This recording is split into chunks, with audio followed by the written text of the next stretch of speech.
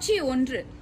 மன்னர் காலத்தில் AI தொழில்நுட்பத்தை வைத்து தமிழை கற்றுக் கொடுத்தால் எப்படி இருக்கும் என்று ஒரு கற்பனை கதை இது. அரசவைக்கு மன்னர் வருகிறார். இடம் மன்னர் அரசவை. கலந்து கொள்பவர்கள் மன்னர், அமைச்சர், காவலர், முதலமைச்சர்.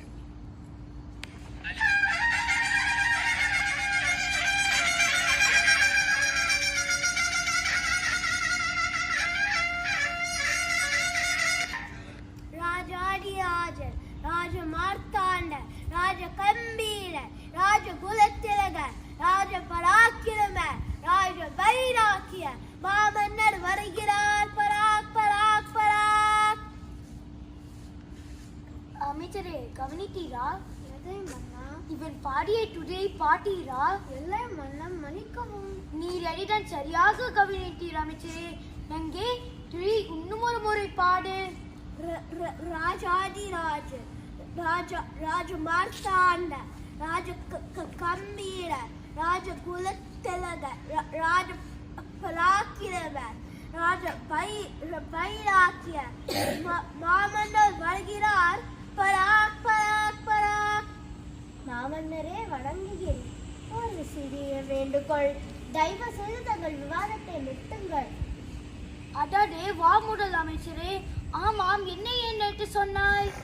நமக்கு இருப்பதோ மிக குறுகிய கால அவகாசம் தான். இதில் உங்கள் துடிப்பாடுவதிலே பாதி நேரம் போய்விடும். வாருங்கள் மன்னா, சற்று நாட்டு நடப்பையும் கவனிக்கலாம். அதுவும் சரிதான் முதல் அமைச்சரே. கக்கப்போ, எப்படி என் பேச்சு? ஆமாம், நான் கூறிடம் அட்டன் நம் மக்களுக்கு புரியுமா? நம் மக்கள் மிகவும் திறமைசாலிகள். எல்லாவற்றையும் விளக்கி கூற வேண்டிய அவசியம் இல்லை. இப்படியே நாம் பேசிக் கொண்டிருந்தால் அவையில் அமர்ந்திருக்கும் ஒரு சிலரும் கிளம்பி விடுவார்கள். மக்கள் செல்வங்களே, பொறுமை காக்கவும்.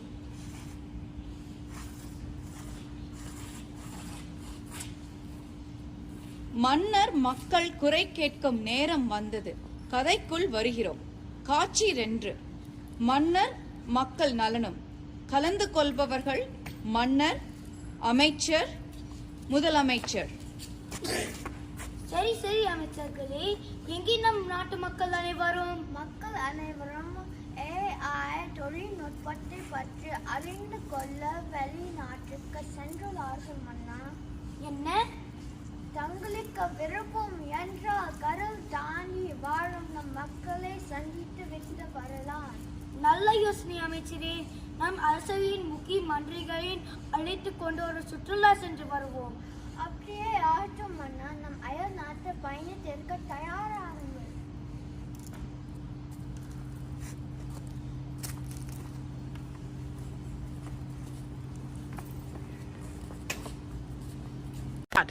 மன்னர் மற்றும் அமைச்சர்கள் அமெரிக்கா பயணத்திற்கு தயார் ஆகிறார்கள். அவர்கள் கடல் தாண்டி வாழும் தங்கள் மக்களை சந்தித்து அவர்களின் தமிழ் புலமையை பற்றி அறிந்து கொள்ள ஒரு தமிழ் குடும்பத்தை தேர்ந்தெடுக்கிறார்கள். அங்கு அவர்கள் வீட்டிற்கும் செல்கிறார்கள். AI மற்றும் கைபேசியை பற்றி அறிகிறார்கள். அங்கே என்ன நடக்கிறது என்று பார்ப்போம். காட்சி 3.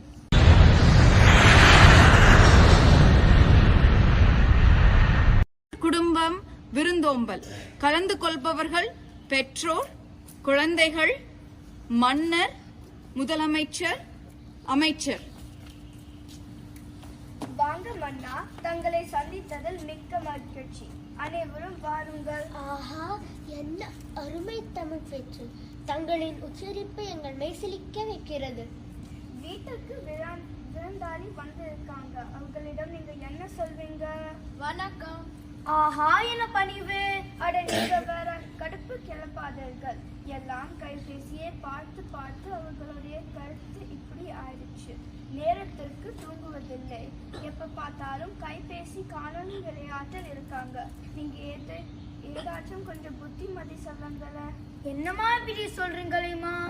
அமெரிக்காவில் எல்லா வசதியுடன் உல்லாசமாக வாழ்கிறீர்கள் என்று அல்லவா நினைத்தேன். கண்கால் பார்ப்பதும் போய், காதால் கேட்பதும் போய் அல்லவா மன்னா. இந்த காலத்தில் பிள்ளை வளர்ப்பு அவ்வளவு எளிதல்ல. மன்னர் மற்றும் அமைச்சர்கள் பிள்ளைகளோடு கலந்து உரையாடல் செய்ய தமிழ் பள்ளி விழாவிற்கு செல்கின்றனர். அங்கு கைபேசி மற்றும் AI பற்றி அறிந்து கொள்கிறார்கள். என்ன நடக்கிறது என்று பார்ப்போம்.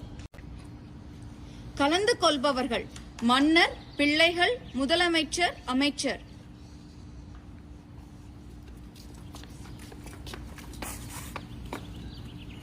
என்னப்பா உங்களோட பெரிய பஞ்சாயத்து?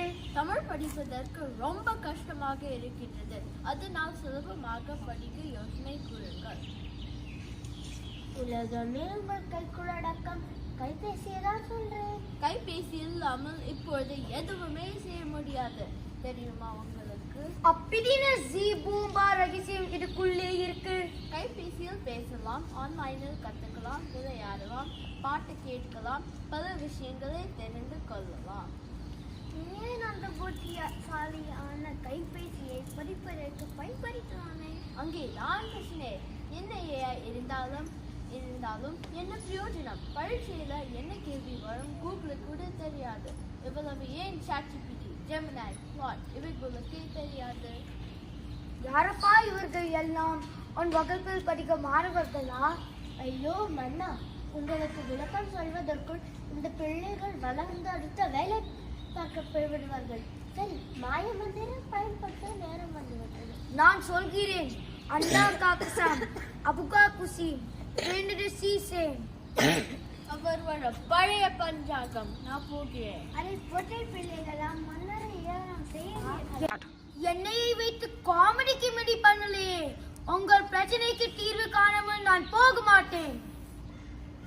நம் இடத்தில் தேர் துடிக்க மன்னர் களமிறங்கி விட்டார். போராடினால் நாம் வெல்லலாம். வான் வீதியில் கால் வைக்கலாம். பூலோகமே பேர் சொல்லலாம். மன்னரின் தூண்டுதலில் அமைச்சர்கள் பிள்ளைகளோடு கலந்து உரையாடல் செய்து தமிழை வளர்க்க என்ன செய்யலாம் என்று கேட்டு அறிகிறார்கள். அங்கு என்ன நடக்கிறது என்று பார்ப்போம். காட்சி 5. கலந்து கொள்பவர்கள் அமைச்சர், பிள்ளைகள், முதலமைச்சர்.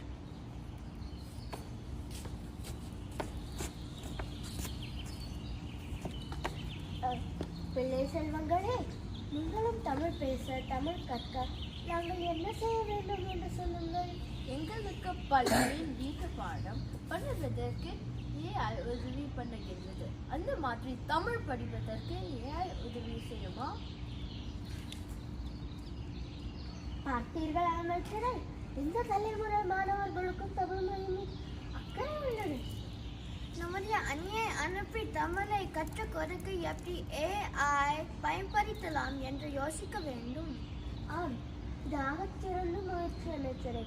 அப்படியே ஆகட்டும். மன்னரிடம் நான் பரிந்துரைக்கிறேன். முதலமைச்சர் மன்னருக்கு அறிவுரை கூற ஒரு குழு ஒன்றை தமிழ் பள்ளியில் அமைத்து AI தொழில்நுட்பத்தை பற்றி பேச ஆரம்பிக்கிறார்கள். காட்சி 6. AI கொடுமைகள் புலம்பல். கலந்து கொள்பவர்கள் திட்டப்பணி தலைவர், AI, மன்னர், முதலமைச்சர், பிள்ளை, அமைச்சர். எப்படிதான் இந்த 747 எழுத்துக்களை பிள்ளைகளுக்கு சொல்லிக் கொடுக்க போகிறோமோ இப்பவே கண்ண கட்டுது. முதலில் வணக்கத்தின் முக்கியத்துவத்தை பற்றி சொல்லிக் கொடுக்க போகிறோம். AI வணக்கம் பற்றி சொல்லு பார்ப்போம். வணக்கம் என்பது தமிழ் கலாச்சாரப்படி கை கூப்பவது ஆகும். அது மரியாதையும் நல்லெண்ணத்தையும் குறிக்கிறது. AI, நீ வணக்கம் யாருக்கு சொல்வாய்? நான் விற்பனை யூனிட்டிற்கு வணக்கம் கூறினால் எனக்கு இலவசமாக தின்பண்டங்கள் கொடுக்குமா? ஐயோ கடவுளே, வணக்கம் என்பது கண்ணியமாக வாழ்த்து கூறுவதற்கு. அது இயந்திரத்தை இயக்காது. உங்களுக்கு விற்பனை யூனிட்டிற்கு உயிரில்லை எப்படி தெரியும்? அது ஒரு ரகசியமான AI இயந்திரமாக இருக்கலாம் இல்லையா? AI மிகவும் புத்திசாலியாக இருக்கிறது. அது தமிழில் நுட்பங்களை சொல்லிக் கொடுக்க முடியும். ஆனால் அது உயர்ச்சி கலந்து கலாச்சாரத்தை சொல்லிக் கொடுக்க முடியாது. நீ கூறுவது உண்மைதான். தமிழ் பள்ளி ஆசிரியர்கள் மாணவர்களுடன் தமிழையும் தமிழ் கலாச்சாரத்தையும் சிறப்பாக சொல்லித் தருவார்கள். தமிழ் மொழி நம் அடையாளம். அயல்நாட்டில் வாழும் நம் மக்களுக்கு இருக்கும் உணர்வை பாதுகாக்க மேலும் வளர்ச்சி அடைய நம் சரியான வழியை தேர்ந்தெடுக்க வேண்டும். இதை கேட்போம். உங்கள் தமிழ் பள்ளி ஆசிரியர்கள் மிக சிறந்த முறையில் தமிழை பிள்ளைகளுக்கு கற்றுக் கொடுப்பார்கள். அதுதான் சரியான வழி. நல்ல யோசனை. ஆசிரியர்களை பின்பற்றினாலே காலத்திற்கும் நம் தமிழ் உணர்வு பாதுகாக்கப்படும். ஆமாம் ஆமாம், நீங்கள் சொல்வதெல்லாம் சரிதான். தமிழுக்கு அமுதென்று பேர், அந்த தமிழ் இன்ப